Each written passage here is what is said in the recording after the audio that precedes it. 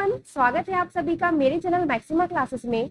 पिछली क्लास में हमने 15 मार्च 2023 के शिफ्ट 2 के कुछ मैथ्स के क्वेश्चन सॉल्व किए थे। आगे के आज हम इस क्लास में करेंगे। शुरू करते हैं पहले क्वेश्चन से। क्वेश्चन है, following line graph shows the profitability earn by two companies P and Q during the period of 2011 to 2017। If the income of company P in 2013 and that of Q in 2015 are 40.60 and 20.40 lakh respectively, what is the total expenditure of company P in 2013 and that of Q in 2015? Line graph 2011 से 17 की अवधि के दौरान दो कंपनियां P और Q द्वारा अर्जित लाभप्रदता को दर्शाता है। यदि 2013 में कंपनी पी की आय 2015 में कंपनी क्यू के आय क्रमशः 40.60 और 20.40 लाख है, तो 2013 में कंपनी पी और 2015 में कंपनी क्यू का कुल व्यय कितना है। तो अब एक चीज देखिए, यहाँ पर कुल आय का क्या मतलब हुआ। कुल आय मतलब इसमें प्रॉफिट भी जुड़ा हुआ है और जितना अमाउंट उसने खर्च किया, या फिर ये कह सकते हैं कुल व्यय जितना है वो भी शामिल है इसमें, और इसमें लाभ भी शामिल है। मतलब टोटल उसको इतना पैसा वापस मिला। लगाया उसने व्यय मतलब जितना पैसा उसने लगाया, और आय मतलब उसमें जितना लगाया प्लस उसका लाभ जो हुआ, वो दोनों जुड़ेगा इसमें। अभी क्या देखते हैं हम, 2013 में कंपनी पी की आय, 2013 देखते हैं पहले। तो ये 2013 है में कंपनी पी की आय, और 2015 में 2015 मीन्स 2015 ये वाला है, 2015 में क्यू की आय। तो 2013 में पी की आय कितनी है, 40.60 लाख है। अच्छा, अभी आय है, इसका क्या मतलब हुआ, इसमें आय में लाभ भी शामिल है, लाभ प्लस व्यय शामिल है। और ये लाइन ग्राफ को देखें तो इसमें क्या दिया है, 2013 में कंपनी पी का लाभप्रदता मीन्स लाभ परसेंट कितना है, 45 है, 45। तो इसका लाभ कितना है, कंपनी पी का 2013 में लाभ परसेंट कितना है, 45% है। और हमको पता है क्या, हमको ये पता है कि आय जो है वो लाभ प्लस व्यय है। तो अगर लाभ जो है वो 45% है, तो व्यय जो है वो 100% हो जाएगा। और जब दोनों आय जो है दोनों का सम है, तो हम ये कह सकते हैं कि यदि 145% 40.60 लाख के बराबर है, और ये 145 में 45 जो है लाभ है और 100 जो है वो व्यय है। तो 145 जो है, या फिर हम ये कह सकते हैं कि हमने क्या किया है, व्यय को हमने 100 मान लिया है, तो लाभ ऑटोमेटिक कितना हो जाएगा, 45 हो जाएगा।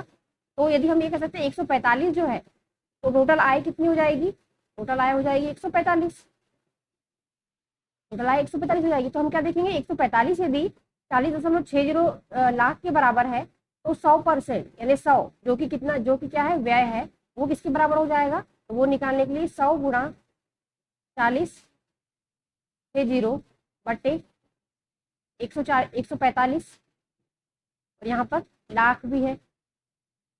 इसको सॉल्व करते हैं तो ये क्या हो जाएगा, इसमें 100 का गुणा हो जाएगा, तो ये पूरा हो जाएगा, इतना हो जाएगा, और लाख है ही साथ में। ये 100 का गुणा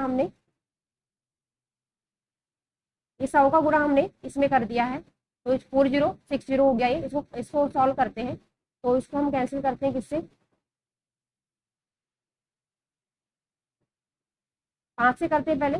5 दूनी 10, 5 9 45, 5 8 40, 5 एकम 5 और 5 दूनी 10।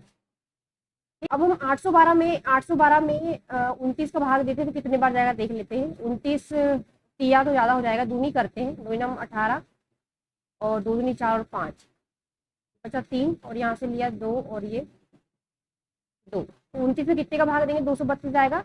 तो देखिए यदि हम, तो 2 किस में आएगा, 4 9 36, 5 9 8 9, 8 बार करते हैं, 8 9 72, 8 दूनी 16, 16 और 7 23, तो ये कितने बार जा रहा है, 8। तो इसको कैंसिल करा तो कितने बार आया, 28। तो ये कितना आ गया, 28 लाख आ गया। तो क्या हो गया, इसका क्या मतलब हुआ कि 2013 में पी ने कितना व्यय किया था, पी ने व्यय किया था 28 लाख। अब हम 2015 का कैलकुलेशन करते हैं, 2015 का, और कंपनी क्यू का कैलकुलेशन करते हैं, राइट। 2015 में 2015 में कंपनी क्यू की आय कितनी थी, आय 20.40 लाख है। और इसमें जैसा कि पहले बताया मैंने, इसमें लाभ भी शामिल है प्लस व्यय भी शामिल है। और यदि व्यय को मैं 100 मान लूँ तो लाभ कितना हो जाएगा, तो देखते हैं 2015 में कंपनी क्यू का लाभ कितना है। Company Q means blue colour, ये कितना है, 36 है, 36% है। तो इसका क्या मतलब हुआ, यदि व्यय को हमें 100 मान लिया है और लाभ 36 है, तो 136 किसके बराबर हो जाएगा, 136 बराबर हो जाएगा 20.40 के बराबर हो जाएगा। और 136 20.40 के बराबर है, तो 100 किसके बराबर होगा, 100 बराबर होगा गुणा 100 बटे 136। यहाँ करते हैं कैलकुलेशन इसका, ये हो जाएगा 2040 में 100 का गुणा हो जाएगा तो 2040 हो जाएगा बटे 136। और साथ में लाख भी चल रहा है, ये ध्यान रखिएगा, लाख को हमने लाख में ही लिखा है। तो सॉल्व करते हैं, इसको हम 8 से कैंसिल करते हैं, 8 एकम 8, 55, 8 ही 7 56। तो करते हैं 8 दूनी 16, 4 8 अपना 40 और 8 अपना 40, 255 बटे 17। इसमें भाग देंगे 17 का, 17 दूनी 34 हो रहा है, 17 एकम 17, बचा 8, 17 पंचे 85, तो ये 15 और साथ में लाख है, 15 लाख। तो ये क्या चीज आ गई, ये व्यय आ गया। तो कंपनी क्यू के द्वारा 2015 में जो व्यय है वो इतना आ गया, और कंपनी ए के द्वारा, कंपनी पी के द्वारा 2013 में जो व्यय है वो इतना आ गया है।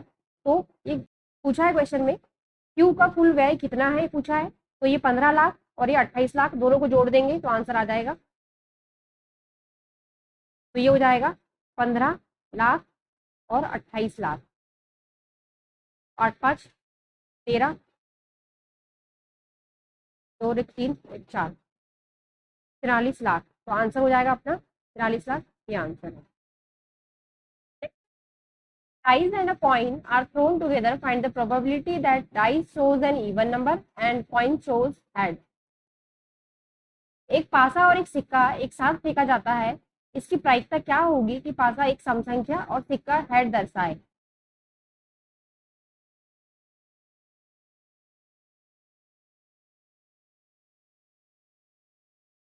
पासे में टोटल कितने नंबर शो करता है, 6, और जो सिक्का जो होता है उसमें हेड या टेल होता है, मतलब दो दो फेवरेबल आउटकम्स होते हैं।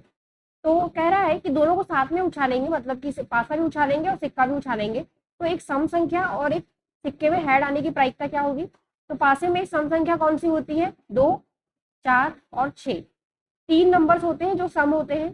तो सम आने की प्रायिकता क्या हो जाएगी इसमें, 3, क्योंकि 3 नंबर सम है और टोटल नंबर्स कितने रहते हैं इसमें, 6।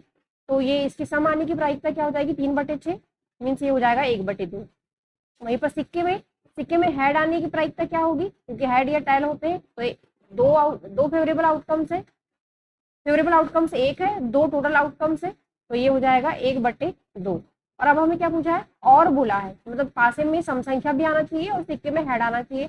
तो और कहा है तो ये हो जाएगा मल्टीप्लाई, तो ये 1/2 गुणा 1/2, आंसर हो जाएगा 1/4।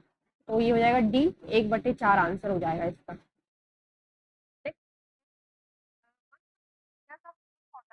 Combined with 48 liters of glycerin, a total of D liters of mixture is removed, and 32 liters of glycerin and 48 liters of rose water are then mixed in. Find the amount of the mixture that is removed. The final combination contains 30% glycerin.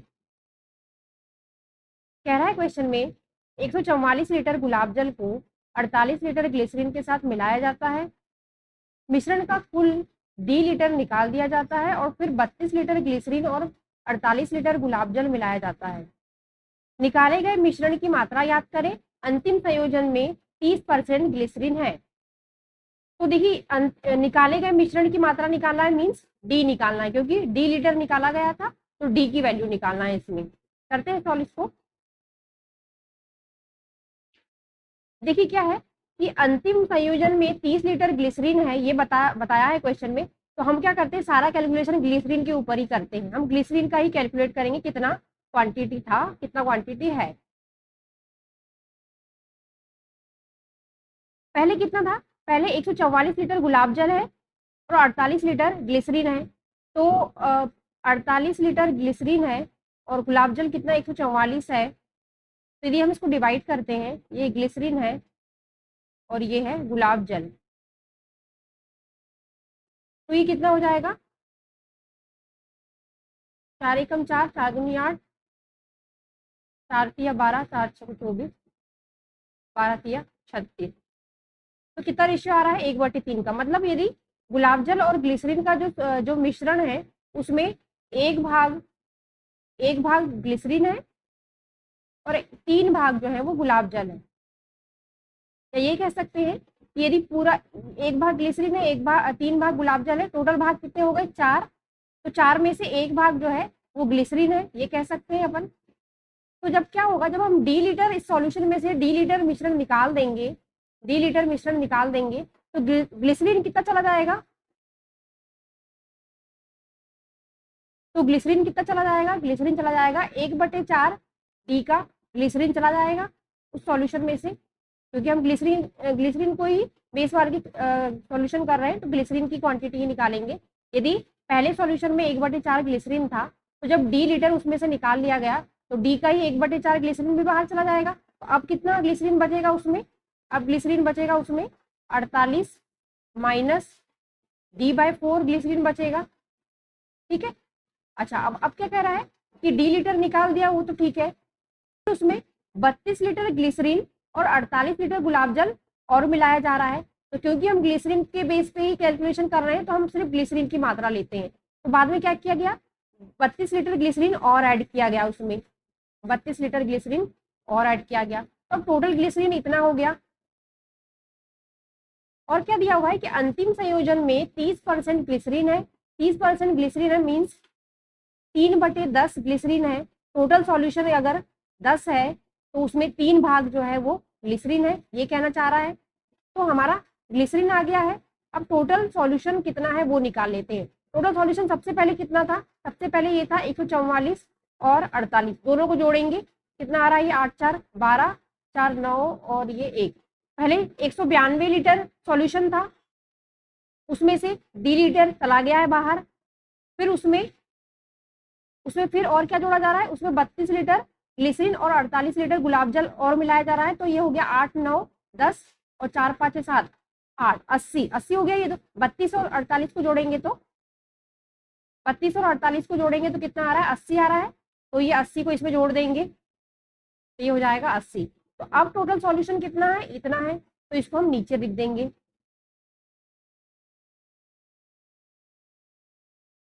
अच्छा, और ये किसके बराबर है, ये question में दिया हुआ है कि 3/10 के बराबर है। क्यों, क्योंकि ये ग्लिसरीन का परसेंटेज दिया हुआ है टोटल सॉल्यूशन में। जो अंतिम सॉल्यूशन बनेगा उसमें ग्लिसरीन का जो क्वांटिटी होगा वो 3/10 होगा, मतलब उसमें से 10 में से तीसरा भाग जो है वो ग्लिसरीन का होगा। और हमने ये सब कैलकुलेशन किया हुआ है। ये कैसे किया हुआ है कि पहले जो सॉल्यूशन था उसमें 192 लीटर टोटल क्वांटिटी थी और उसमें ग्लिसरीन कितना था, 48 था।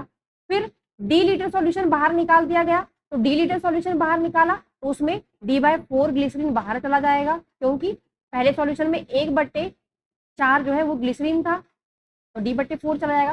फिर बाद में 32 लीटर ग्लिसरीन और 48 लीटर ग्लिसरीन गुलाब जल और मिलाया गया, टोटल सॉल्यूशन 80 और जोड़ा गया था, 80 टोटल सॉल्यूशन जोड़ा गया था और 32 उसमें से ग्लिसरीन था। तो ये ऊपर पूरा ग्लिसरीन हो गया और नीचे जो है टोटल सॉल्यूशन की मात्रा आ गई। इसको सॉल्व करेंगे तो हमारा आंसर है, करते हैं इसको सॉल्व।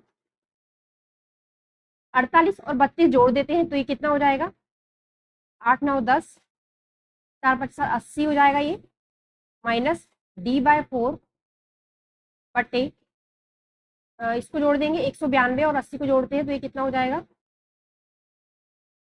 2 और 19 और 8 27 और प्लस माइनस डी भी है साथ में, ये बराबर है 3/10 के। अब इसको सॉल्व करते हैं तो ये हो जाएगा, क्रॉस मल्टीप्लाई कर देते हैं, 800 minus 10d/4 is equal to 3 into 272 minus 3d। तो सॉल्व करते तो ये हो जाएगा 2 दूनी 4, 2 पंचे 10। ठीक है, यहाँ सॉल्व करते हैं इसको तो ये 5/2 है, ये 3 इंटू ये और 3d है, इसको 2 को मल्टीप्लाई करते ये हो जाएगा 1600 माइनस 5d, और ये हो जाएगा 3 दूनी 6, 272 और माइनस ये हो जाएगा 2 तिया 6d, 6d हो गया ये। अब ये इस तरफ आएगा, ये इस तरफ जाएगा, तो 6d में से 5d जाएंगे तो कितना हो जाएगा, 1d बचेगा, इज इक्वल टू 6 इंटू 272, और ये हो जाएगा माइनस 1600। तो यदि अब हम इसका गुणा करेंगे तो देखते हैं, तो 6 दूनी 12, तो लास्ट में कितना आएगा, 2 आएगा, और यहाँ पर यदि इसको माइनस करेंगे तो 2 में से 0 जाएंगे तो लास्ट में 2 आएगा। तो हमें पूरा कैलकुलेशन करने की जरूरत नहीं है, हमको क्लियर दिख रहा है ऑप्शन में कि सिर्फ एक ही ऑप्शन जिसमें लास्ट में 2 आ रहा है, तो हमारा आंसर क्या हो जाएगा, 32 लीटर, यही आंसर है। ये कैसे हुआ है कि हमने क्या किया, पूरा मल्टीप्लाई नहीं किया, ये 6 और 2 का मल्टीप्लाई करेंगे तो लास्ट में क्या 6 दूनी 12 आएगा, और यहाँ पर क्योंकि लास्ट में 0 है तो 2 में से 0 जाएगा तो 2 ही आएगा ऑब्वियस है, तो आंसर हो जाएगा 32 लीटर, यही आंसर है। नेक्स्ट क्वेश्चन है, if the edge length of cube is double then by how many percentage the volume of new cube is increase. कह रहा है यदि घन के किनारे की लंबाई दोगुनी कर दी जाए तो नए घन का आयतन कितने प्रतिशत बढ़ जाएगा। घन के किनारे माना कि हम मतलब इसकी भुजा बोल रहा है, भुजा माना कि इसकी ए मान लेते हैं, तो घन में सारी भुजाएं बराबर होती, सारी भुजाएं ए होगी। अब इसके किनारे को दोगुने कर दे, पहले ए था फिर बाद में 2a कर दे बोल रहा है, तो पहले जब a था तो उसका आयतन कितना हो जाएगा, उसका आयतन हो जाएगा a क्यूब, और जब उसका भुजा हम 2a कर देंगे तो उसका आयतन कितना हो जाएगा, इतना हो जाएगा, और जो कि कितना हो जाएगा 2 4 में 8, 8a क्यूब हो जाएगा। तो यदि हम इन दोनों को कंपेयर करें तो ये इसका 8 गुना है, पहले a क्यूब था बाद में 8a क्यूब हो गया, तो ये 8 गुना हो गया, और 8 गुना मीन्स 800%, क्योंकि परसेंट में पूछा है कितने परसेंट बढ़ जाएगा, तो इसका आंसर हो जाएगा 800%, ये आंसर है इसका। नेक्स्ट क्वेश्चन है, if the radius of sphere is triple then ratio of old sphere to new sphere. यदि गोले की त्रिज्या 3 गुनी कर दी जाए तो पुराने गोले का नए गोले से अनुपात।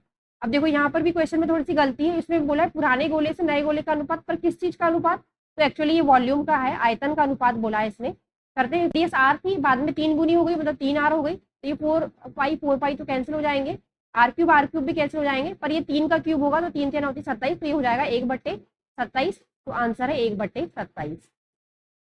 नेक्स्ट क्वेश्चन है, when positive number x, y and z are divided by 37, the remainder are 19, 28 and 35 respectively.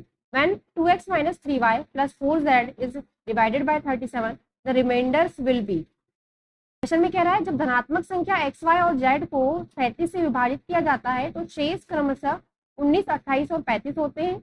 जब 2x minus 3y plus 4z को 37 से विभाजित किया जाता है तो शेषफल क्या होगा, ये पूछा है। तो हमें क्या पता है कि यदि किसी संख्या को डबल कर देंगे तो उसका रिमाइंडर भी डबल हो जाएगा, कैसे समझते हैं।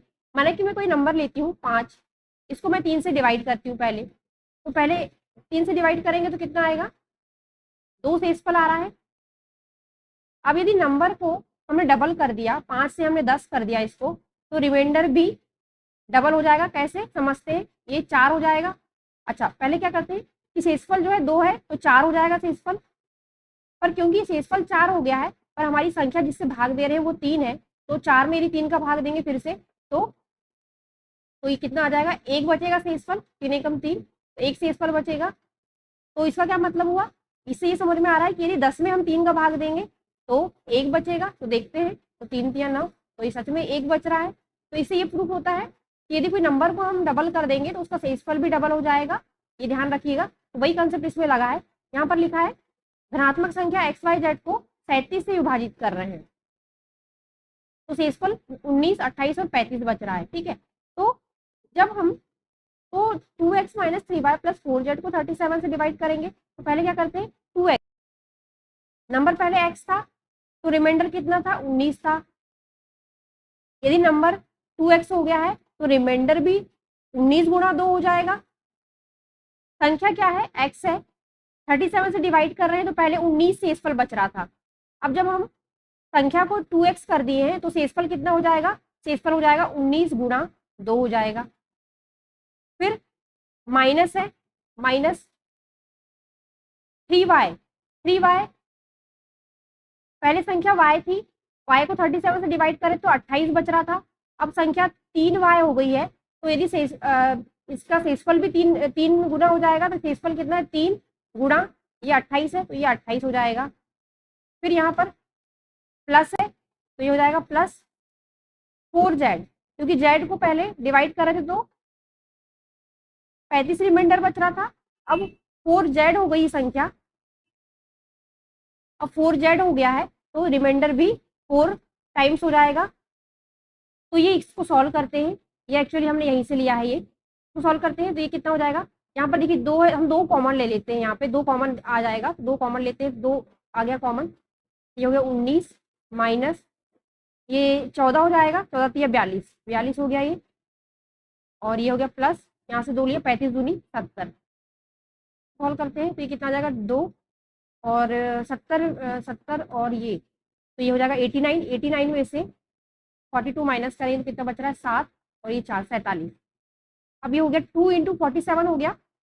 तो यदि फिर वही कंसेप्ट 47 में 37 को भाग देंगे तो कितना रिमाइंडर बचेगा, 10 रिमाइंडर बचेगा, और 10 का और 47 का दुगना हो जाएगा तो फिर रिमाइंडर भी कितना हो जाएगा, दुगना हो जाएगा तो 20 आएगा, और 20 में 37 का भाग नहीं जाता है तो रिमाइंडर 20 ही रहेगा, तो इसका आंसर है 20 रिमाइंडर बचेगा।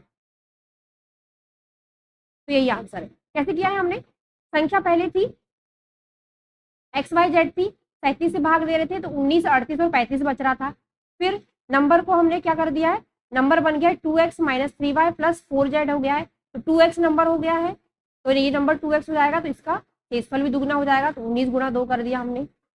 नंबर y में भाग देने पर 38 शेष बच रहा था, नंबर y में भाग देने पर 28 शेष बच रहा था, तो यहाँ पर हमने तिगुना कर दिया है नंबर, तो शेषफल भी तिगुना हो जाएगा, तो 3 गुणा 28, और क्योंकि बीच में माइनस है तो ये माइनस हो गया। फिर z में 37 का भाग देने पे 35 शेष बच रहा था, 35 शेष बच रहा था, तो हमने 4 गुना कर दिया है तो ये शेषफल भी 4 गुना हो जाएगा, तो ये हो जाएगा। अब इसको सॉल्व करेंगे, हमने सिंप्लीफाई करने के लिए हमने 2 कॉमन ले लिया है, 2 कॉमन ले लिया तो यहाँ 19 बचा, ये 19 आ गया, यहाँ 3 गुणा 28 में से 2 जाएगा तो ये 14 हो जाएगा, 14 या 42 ये कर दिया हमने। फिर यहाँ से 2 चला गया तो यहाँ 2, 35 दूनी 70 ये हो गया। अब ये 2 गुणा 47 हो गया। अब इस पूरे नंबर को लिखा है 37 से विभाजित करने पर शेषफल क्या होगा ये पूछा है, तो ये पूरा नंबर हमारा ये आ गया है। अब इसमें हम पहले 47 में भाग करके देखते हैं 37 का, तो कितना शेषफल आ रहा है 10, और पूरा नंबर क्या है 47 का दुगना है तो शेषफल भी दुगना हो जाएगा, तो शेषफल हो जाएगा 20। अब 20 में 37 का भाग देखेंगे तो 20 में 37 का भाग नहीं जाता है, तो शेषफल 20 आ रहा है, तो आंसर हमारा 20 है, यही आंसर है। नेक्स्ट क्वेश्चन है, there was some amount with Akash, he used 10% of that to get a new smartphone and 55% of remaining amount to purchase a tablet. Then he made a rupees 1500 donation to an orphanage. If he has rupees 6,600 left over, how much did he spend on the laptop? देखो यहाँ पर भी कुछ गलती है question में, smartphone और tablet दिया हुआ है और पूछा है लैपटॉप, तो ये एक्चुअली टैबलेट ही का ही पूछा है। आकाश के पास कुछ रकम थी, उसने 10% का उपयोग एक नया स्मार्टफोन खरीदने के लिए किया, और शेष राशि 55% एक टैबलेट खरीदने के लिए किया। फिर उसने एक अनाथालय को 1500 रुपए दान दिए, और अगर उसके पास 6600 रुपए बचे हैं तो उसके लैपटॉप का कितना खर्चा, मीन्स टैबलेट का कितना खर्चा, ये पूछा है। हम मान लेते हैं कि आकाश के पास x रुपए थे, ये मान लेते हैं। 10% उसने स्मार्टफोन खरीदा, स्मार्टफोन कितने रुपए में खरीदा उसने, स्मार्टफोन खरीदा 10%, 10% मीन्स 1/10, तो x का 1/10 मीन्स x/10, इतने रुपए का उसने स्मार्टफोन खरीद लिया। फिर लिखा है शेष राशि का, ये ध्यान रखिएगा, लिखा है शेष राशि का जो 55% है, तो देखो x में से x/10 का उसने स्मार्टफोन खरीद लिया, तो शेष कितना बचा, 1/10 में से 1 में से 1/10 जाएंगे तो कितना बचेगा, 9/10, तो 9/10x बचा। इसका उसने 55% टैबलेट खरीदा, तो टैबलेट की कीमत कितनी हो जाएगी? टैबलेट की कीमत हो गई 55%। 55% मीन्स हो गया 11/20, 55/100 मीन्स ये हो गया 11/20 हो गया। तो 11/20 किसका? शेष अमाउंट का। शेष अमाउंट कितना है? इतना। तो ये 9/10, इतने रुपए का उसने टैबलेट खरीद लिया। फिर लिखा है इतने रुपए का टैबलेट खरीद लिया, फिर लिखा है आगे, फिर उसने एक अनाथालय को 1500 रुपए दान दिए, 1500 रुपए दान दिए। और अगर उसके बाद 6600 रुपए बचे हैं तो देखो क्या लिखा है कि टैबलेट तो उसने इतने रुपए का खरीद लिया। अब इतने रुपए का टैबलेट खरीद लिया तो बचा कितना अमाउंट उसके पास? अब 11/20 का टैबलेट खरीद दिया तो बचा कितना? 20 में से 11 गए 9, 9/20, 9/20 किसका? 9/10x का। इतना अमाउंट उसके पास अब शेष बचा है। इतना अमाउंट शेष बचा है क्योंकि इतने अमाउंट का 11/20, इतने अमाउंट का जो 11/20 है उससे उसने टैबलेट खरीद लिया है। तो 11/20 से टैबलेट खरीदा है तो बचा कितना? 9/20। तो 9/20 बचा इतने अमाउंट का, 9/20 उसके पास शेष बचा है। अब इसमें से उसने 1500 रुपए उसने अनाथालय को दे दिए, दान कर दिए। तो इतने रुपए में से माइनस कर देंगे 1500 रुपए, तो बचा कितना है शेष? अब उसके पास कितने रुपए बचे? 6600। तो ये 6600 के बराबर हो जाएगा। तो लैपटॉप पे कितना खर्च किया ये पूछा है, तो हम पहले एक्स की वैल्यू निकाल लेते हैं। तो सॉल्व करते हैं इसको। ये 1500 इस तरफ जाएगा तो ये हो जाएगा 6×5=11, 8100 हो जाएगा ये। और इसको सॉल्व करेंगे तो ये हो जाएगा 81x/200 हो जाएगा ये।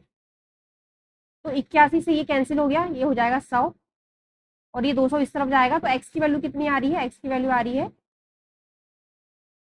इतनी आ रही है, मतलब 20,000 आ रही है। 2 जीरो ये और 2 जीरो ये, थोड़ा चेक कर लेते हैं। हाँ ठीक है, 20,000, एक्स की वैल्यू 20,000 आ रही है। और हमें क्या पूछा है? हमें पूछा है लैपटॉप पे कितना खर्च किया। तो लैपटॉप पे कितना खर्च किया हम देखते हैं यहाँ से। लैपटॉप पे उसने इतने रुपए खर्च किए थे, मतलब एक्स में हम इन दोनों का गुणा कर दे तो आ जाएगा आंसर। तो हम इसमें गुणा कर देते हैं 11/20 और 9/10 का गुणा कर देते हैं तो लैपटॉप की कीमत आ जाएगी। 0 से 0 कैंसिल हो गए और ये हो गया, और ये 11×9 = 99, तो 99 रुपए। उसने लैपटॉप पे कितने रुपए खर्च किया? 99 रुपए खर्च किया। तो आंसर हो गया ये 99 रुपए, यही आंसर है। नेक्स्ट क्वेश्चन है, ये क्वेश्चन छूट गया था थोड़ा। क्वेश्चन है a cyclist covers a distance of 600 metre in 2 minute 30 second, what is the speed in km/h of the cyclist. एक साइकिल चालक 2 मीटर, ये मिनट है, ये क्वेश्चन गलत है थोड़ा सा, मिनट है ये। 2 मिनट 30 सेकंड में 600 मीटर की दूरी तय करता है, तो साइकिल सवार की किलोमीटर प्रति घंटा में गति क्या है? निकाल लेते हैं। डिस्टेंस है 600 मीटर और टाइम है 2 मिनट 30 सेकंड में, तो इस पूरे को हम सेकंड में बदल लेते हैं। 2 मिनट में एक मिनट में 60 सेकंड, 2 मिनट में 120, 120 और 130 हो जाएगा 150 सेकंड। तो मीटर प्रति सेकंड में ये इसकी स्पीड आ गई। अब हमको स्पीड निकालना किलोमीटर प्रति घंटे में, तो हम क्या करेंगे? 18/5 का गुणा कर देंगे तो आंसर आ जाएगा। इसको सॉल्व करते हैं तो कितना हो जाएगा? ये 0 से 0 कैंसिल, 15 चौक 60 और ये 4 8 ये हो गया 18 चौक 72/5, तो ये हो गया 5 कम 5, 5 को 20, 5 को 20, तो आंसर हो गया 14.4। नेक्स्ट क्वेश्चन है ए takes 30 minutes more than B to cover a distance of 15 km at a certain speed, but if A doubles his speed, he takes 1 hour less than B to cover the same distance. What is the speed of B? किसी निश्चित गति से 15 kilometre की दूरी तय करने में B की तुलना में A को 30 मिनट ज्यादा लगता है, किंतु यदि A अपनी गति को दुगना कर दे तो वह उसी दूरी को B की तुलना में 1 घंटा कम समय में तय कर लेता है। तो B की गति किलोमीटर प्रति घंटे में निकालना है। 15 किलोमीटर का डिस्टेंस है, डिस्टेंस अपॉन स्पीड हम मान लेते हैं ए और बी की स्पीड जो है हम मान लेते हैं ए और बी है, ठीक है, ये स्पीड मान लेते हैं दोनों की, ए और बी की। तो 15 किलोमीटर की दूरी तय करने में यदि वो स्पीड बी की तुलना में, माना कि बी जो है डिस्टेंस अपॉन स्पीड इतने टाइम लगाता है 15 किलोमीटर की दूरी तय करने में, तो ए जो है 30 मिनट ज्यादा लगाता है, लिखा है ए जो है बी की तुलना में 30 मिनट ज्यादा लगाता है। 30 मिनट मीन्स घंटे में निकाल कर देंगे तो कितना हो जाएगा? 30/60 मीन्स 1/2। तो 1/2 ज्यादा लगाता है कौन? ए। मतलब ए का टाइम क्या हो जाएगा? 15/, उसकी स्पीड क्या है? ए। ये है दूसरी इक्वेशन। दूसरी कंडीशन क्या दी है? यदि ए अपनी गति को दुगुना कर दे, गति दुगुना कर दे मीन्स इसकी गति हो जाएगी 2a, तो वह उसी दूरी को बी की तुलना में 1 घंटा कम समय में तय कर लेगा। माना कि बी जो है इतने समय में तय करता है 15 किलोमीटर की दूरी, तो उससे 1 घंटा कम लगाएगा कौन? ए। कब? जब उसकी स्पीड दुगनी हो जाएगी, तो 15/2a। अब ये एक इक्वेशन बन गई, ये दूसरी इक्वेशन बन गई है। पर क्या इसमें ए और बी जो है नीचे आ रहे हैं, तो हम क्या करते हैं, थोड़ा सा इसको सिंप्लीफाई करने के लिए, कैलकुलेशन को इजी बनाने के लिए हम क्या कर लेते हैं, 1/a को ए एज्यूम कर लेते हैं और 1/b को बी एज्यूम कर लेते हैं। फिर इसको सॉल्व करते हैं, तो ये हो जाएगा 15b प्लस बराबर 15a हो जाएगा। और ये वाली इक्वेशन जो है ये हो जाएगी 15b minus 1 equal to 15/2a हो जाएगी। तो सॉल्व करते हैं, जाएगा 15a माइनस 15b बराबर 1/2। कितना हो गया ये? तो ये हो जाएगा a माइनस बी, कितना हो जाएगा? a माइनस बी हो जाएगा 1/30 हो जाएगा। ये आ गई। और दूसरी इक्वेशन ये वाली, इसको सॉल्व करते हैं, तो ये हो जाएगा, ये यहाँ पर a है, ये हो जाएगा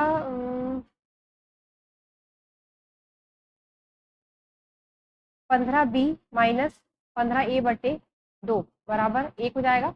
ये हो जाएगा 30b minus 15a equal to 2 हो गया ये। अब ये इक्वेशन हो गई और ये इक्वेशन हो गई, दोनों को सॉल्व करते हैं, ये दोनों को सॉल्व करते हैं, ये दोनों को, तो कितना हो जाएगा? इस इक्वेशन में 15 का गुणा कर देते हैं, तो ये हो जाएगी 15a माइनस 15b और ये हो जाएगा 1/2। और ये इक्वेशन क्या है? माइनस 15a, ये वाली इक्वेशन, ये वाली इक्वेशन को यहाँ पर लिखते हैं, तो ये हो जाएगा 15a प्लस 30b बराबर 2। इसको दोनों को ऐड कर लेते हैं, तो ये हो जाएगा, कैंसिल हो जाएगा, 15, 30 में से 15 गए, 15b और 1/2 और 2 कितने हो जाएंगे? ये 5/2 हो जाएंगे। ये हो जाएगा 5 या 15। तो b की वैल्यू कितनी आ गई? b की वैल्यू आ गई 1/6। b की वैल्यू 1/6 आ गई, तो यहाँ पर b की वैल्यू पुट करेंगे तो कितना आ जाएगा? a is equal to 1/30 plus 1/6 हो जाएगा, तो ये हो जाएगा अपना 1 प्लस 5, मतलब कि हो जाएगा 6/30, या कह सकते हैं कि 1/5। तो a की वैल्यू कितनी आ गई? 1/5 आ गई। b की वैल्यू 1/6 और a की वैल्यू 1/5 मीन्स यहाँ से हमने एज्यूम किया था 1/, तो a की वैल्यू कितनी हो जाएगी? यहाँ पे a की वैल्यू हो गई 5 और b की वैल्यू हो गई 6। और हमें निकालना क्या है? b की गति निकालना है, तो b की गति कितनी हो गई? b की गति 6 किलोमीटर प्रति घंटे आ गई, तो यही आंसर है, 6 किलोमीटर प्रति घंटे। नेक्स्ट क्वेश्चन है, a student who scores 25% fails by 15 marks, while a student who receives 75% surpasses the passing standard by 35%. Determine the highest possible score. एक छात्र जो 25% अंक प्राप्त करता है वह 15 अंकों से अनुत्तीर्ण हो जाता है, जबकि एक छात्र जो 75% प्राप्त करता है उत्तीर्ण मानक से 35% अधिक है। उच्चतम संभव अंक निर्धारित करें। अच्छा, क्वेश्चन में थोड़ा सा ये कंफ्लिक्ट है। जैसे देखिए इसमें क्या लिखा हुआ है, 75% सरपास, यदि वो 75% मार्क्स लाता है तो सरपासेज द पासिंग स्टैंडर्ड बाय 35%। तो ये 35% किसका है? पूरे नंबर का, जो मैक्सिमम मार्क्स है उसका 35% से सरपास कर लेता है। किसको? पासिंग जो स्टैंडर्ड है, यदि वो 75% नंबर लाता है तो जो पासिंग स्टैंडर्ड है उससे 35% सरपास हो जाता है। तो ये सरपास होना और ये जो लिखा है, उत्तीर्ण मानक से 35% अधिक, तो ये थोड़ा सा कंफ्लिक्ट कर रहा है। पर ये हमको इंग्लिश वाले पार्ट पे ध्यान देना है कि लिखा है surpasses the passing standard by 35%। तो इसको लेके हम सॉल्व करते हैं। देखिए क्या लिखा हुआ है, जब वो 75% मार्क्स लाता है, जब 75% मार्क्स आते हैं, जब 75% मार्क्स आते हैं तो जो पासिंग मार्क है, पासिंग मार्क से से 35% सरपास कर जाता है, 35% सरपास कर जाता है, और ये भी 35% मैक्सिमम मार्क्स का ही 35% है, और ये भी 75% ये भी मैक्सिमम मार्क्स का ही 75% है। इसमें ये कंफ्यूज मत होइएगा कि ये 35% जो है ये पासिंग मार्क्स के 35% ज्यादा है। पासिंग मार्क को 35% से सरपास कर रहा है, ये उसका 35% नहीं है, उसको 35% से सरपास कर रहा है, ये कहना चाह रहा है क्वेश्चन में। तो जब 75% मार्क्स आते हैं तो पासिंग मार्क्स प्लस 35%, 35% से सरपास कर जाते हैं, तो इसका क्या मतलब हुआ कि 75% माइनस 35% किसके बराबर है, पासिंग मार्क के, और 75% में से 35% माइनस करेंगे तो कितना आएगा, 40%। तो इसका क्या मतलब हुआ कि पासिंग मार्क क्या है, पासिंग मार्क है 40%, पासिंग मार्क 40% है। अच्छा, वहीं पर एक कंडीशन क्या दी है कि यदि छात्र 25% अंक प्राप्त करता है तो वो 15 अंकों से अनुत्तीर्ण हो जाता है, 15 अंकों से अनुत्तीर्ण हो जाता है। मीन्स यदि वो 25% मार्क्स लाता है तो उसमें यदि 15 नंबर और ला लिया होता तो ये पासिंग मार्क मतलब 40% के बराबर हो जाता। लिखा है यदि वो 25% अंक लाता है और 15 अंकों से अनुत्तीर्ण हो जाता है, हमारा पासिंग मार्क्स हमारे निकाल लिया है कि 40% के बराबर है, और लिखा है 25% अंक प्राप्त करता है तो 15 अंकों से अनुत्तीर्ण हो जाता है। तो इसका मतलब क्या हुआ, यदि 25% मार्क्स लाया उसमें यदि 15 नंबर और जोड़ दे तो वो पासिंग मार्क्स के बराबर हो जाएगा, मीन्स पासिंग परसेंट के 40% के बराबर हो जाएगा। तो इसको सॉल्व करते हैं, तो ये 15 बराबर 40 में से 40 माइनस 25% मीन्स ये कितना हो जाएगा, 15%। तो यहाँ क्लियर क्या दिख रहा है कि 15 नंबर किसके बराबर है, 15% के बराबर है। मीन्स 1% जो है वो 1 नंबर के बराबर है, 1% 1 नंबर के बराबर है। तो हमें क्या निकालना है, उच्चतम संभव अंक निर्धारित करना है। तो 1% 1 नंबर के बराबर है तो 100% 100 नंबर के बराबर होगा। तो इसका मतलब क्या हुआ कि उच्चतम संभव अंक जो है निर्धारित करना है, तो उच्चतम संभव अंक जो है वो 100 है, 100 आंसर हो जाएगा इसका। नेक्स्ट क्वेश्चन है, the ratio of efficiencies of A, B and C is 758 working together, they can complete a piece of work in 42 days. B and C worked together for 21 days and the remaining work was completed by A alone. The whole work was completed in. Question है A B C की दक्षताओं का अनुपात 7-5-8 है, एक साथ मिलकर वे किसी कार्य को 42 दिनों में पूरा करते हैं। तो बी और सी ने 21 दिन काम कर लिया और बचे हुए काम को ए जो है अकेले पूरा करता है, तो काम को पूरा होने में कितना समय लगेगा, पूरा होने में कितना समय लगेगा, पूरा होने में कितना समय लगेगा पूछा है, तो 21 भी इसमें ऐड होगा। करते हैं इसको, ए बी सी तीनों की एफिशिएंसी का अनुपात दिया हुआ है तो हम इनको ऐड कर लेते हैं, तो तीनों की एफिशिएंसी कंबाइंड एफिशिएंसी कितनी हो जाएगी, 7 और 5 12, 12 और 8 20। एफिशिएंसी मीन्स क्या होता है, एफिशिएंसी होता है एक दिन का काम। तो यदि हम ये देखें कि यदि तीनों मिलकर काम करेंगे ए बी सी तो उनकी एफिशिएंसी जुड़ गई है, मीन्स तीनों जब मिलकर काम करेंगे तो एक दिन में 20 काम कर लेंगे, एक दिन में 20 काम कर लेंगे। अब क्या लिखा है कि वो मिलकर उस काम को 42 दिनों में खत्म कर सकते हैं, मतलब पूरा कर सकते हैं। तो एक दिन का काम उनका 20 है तो 42 दिनों का काम कितना हो जाएगा, 42 गुणा 20, तो ये हो जाएगा 840। तो ये क्या है, टोटल वर्क आ गया हमारा कि टोटल वर्क कितना है, 840 है। अब उसमें से लिखा है, अब ये लोगों ने काम करना स्टार्ट किया, बी और सी ने 21 दिनों तक काम किया और फिर उसके बाद बचे हुए काम को ए नहीं किया। तो बी और सी की एफिशिएंसी कितनी है, 5 और 8 है, तो 8 और 5 13। बी और सी की एफिशिएंसी 13 है, मीन्स बी और सी मिलकर एक दिन में कितना काम करते हैं, 13 काम करते हैं। अब एक दिन में 13 काम करते हैं तो 21 दिन में कितना काम कर लेंगे, 21 गुणा 13 कर लेंगे, तो ये हो जाएगा 13 एकम 13, 1 13 दूनी 26 और 1 27, 273 काम कर लेंगे। टोटल काम 840 है, 273 बी और सी ने मिलकर कर लिया है, तो इसमें से इसको माइनस कर लेते हैं तो कितना आ जाएगा, ये 7, 13 में से 7 गए तो ये हो गया 6 और यहाँ पर 7 में से 2 गए तो 5, तो 567 काम जो है अब बचा है, 567 काम बचा है। और उसको किसने पूरा किया है, ए ने पूरा किया है। और ए ने कितने दिनों में पूरा किया ये निकालना है, तो ए का एक दिन का काम कितना है, 7 है, एक दिन का काम इतना है, मतलब एक दिन में वो 7 यूनिट काम करता है, तो 567 यूनिट काम करने में कितने दिन लगाएगा, तो 567 बटे उसको कर देंगे 7, तो ये हो जाएगा 7 8 56 और 7 एकम 7, तो कितना दिन लगाएगा वो 81 दिन लगाएगा ए। और क्योंकि क्वेश्चन में पूछा है काम को पूरा होने में कितना समय लगेगा, पूरा होने में मीन्स उसमें 21 भी जुड़ जाएगा, जो पहले जो 21 दिन लगा है बी और सी ने वो भी दिन जुड़ जाएंगे, तो इसमें 21 और जोड़ देंगे तो ये हो जाएगा 102 दिन। तो आंसर है अपना 102 दिन। लगातार 5 विषम संख्याओं का औसत 7 है, तो अधिकतम और न्यूनतम संख्याओं के बीच का अंतर ज्ञात कीजिए। तो देखिए क्वेश्चन बहुत ट्रिकी है, इसमें औसत की आवश्यकता नहीं, हमें क्या पता है 5 विषम संख्या है, 5 विषम संख्या है लगातार 5 विषम संख्याएं कौन सी होगी, ए होगी, ए प्लस 2 होगी, ए प्लस 4 होगी और ए प्लस 6 होगी और ए प्लस 8 होगी। तो हमें ये औसत की बिल्कुल आवश्यकता नहीं, हमें क्लियर दिख रहा है कि सबसे छोटी संख्या कौन सी है, ए है, और सबसे बड़ी जो है वो ए प्लस 8 है, तो वैसे ही दिख रहा है कि इनका अंतर कितना है 8 है, तो अपना आंसर है 8। नेक्स्ट क्वेश्चन है, A can complete the task in 20 days while B can complete in 12 days. B dedicated 9 days to it. The remaining work can be finished by A in A कार्य को 20 दिनों में पूरा कर सकता है, जबकि B उसी कार्य को 12 दिनों में पूरा कर सकता है। B ने इसके लिए 9 दिन समर्पित किए, मीन्स 9 दिन उसने काम किया, और शेष कार्य A द्वारा कितने में समाप्त किया जा सकता है।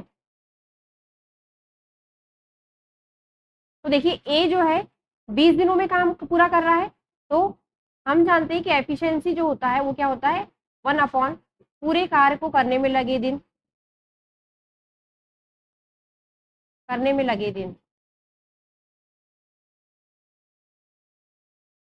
तो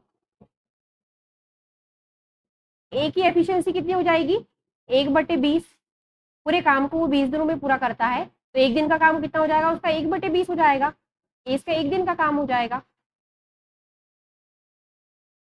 और उसी तरह बी जो है पूरे काम को 12 दिनों में करता है, तो बी की एफिशिएंसी कितनी हो जाएगी 1/12, मीन्स एक दिन का काम उसका 1/12 हो जाएगा।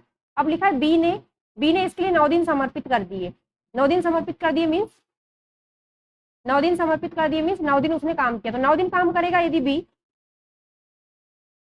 तो एक दिन में वो 1/12 काम करता है, तो 9 दिन में कितना काम कर लेगा बी 9/12 कर लेगा, 9/12, तो ये हो जाएगा 3/4, मीन्स 3/4 जो है बी ने कर लिया है। तो अब बचा हुआ काम कितना 3/4 काम हो गया है, तो बचा हुआ काम कितना हो गया, बचा हुआ काम हो गया 1/4। अब 1/4 को काम को किसको करना है ए द्वारा कितने दिन में समाप्त किया जाएगा, तो काम इतना है, एफिशिएंसी ए की कितनी है, एफिशिएंसी ए की 1/20 है, तो 1/4 को यहाँ कर लेते हैं, 1/4 काम है, 1/4 काम को 1/20 की एफिशिएंसी से ए कितने दिनों में करेगा, तो 1/4 बटे 1/20 कर देंगे, तो ये कितना हो जाएगा 20/4 मीन्स हो जाएगा 5 डेज, तो अपना आंसर हो जाएगा 5 डेज। देखते हैं ऑप्शन, तो ये आंसर हो गया 5 डेज। तो क्लास काफी लंबी हो चुकी है, तो बाकी क्वेश्चंस हम नेक्स्ट वीडियो में करेंगे। Thank you.